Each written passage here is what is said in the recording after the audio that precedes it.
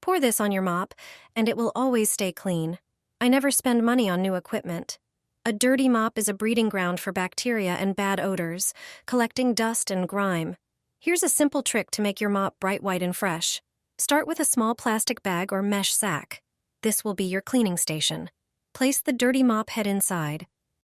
Sprinkle some laundry detergent to break down dirt, then add dish soap to dissolve grease. Next, add baking soda for its disinfecting power. Finally, pour in warm water to activate all the ingredients. Tap the mop a few times on the floor to create foam that lifts the dirt. Tie the bag tightly and let it sit for 15 minutes. After that, prepare 2 buckets of water. Take the mop out and rinse it thoroughly. Done. Your mop is now spotless, fresh, and like new, all without endless scrubbing. A quick and easy way to refresh your mop at home,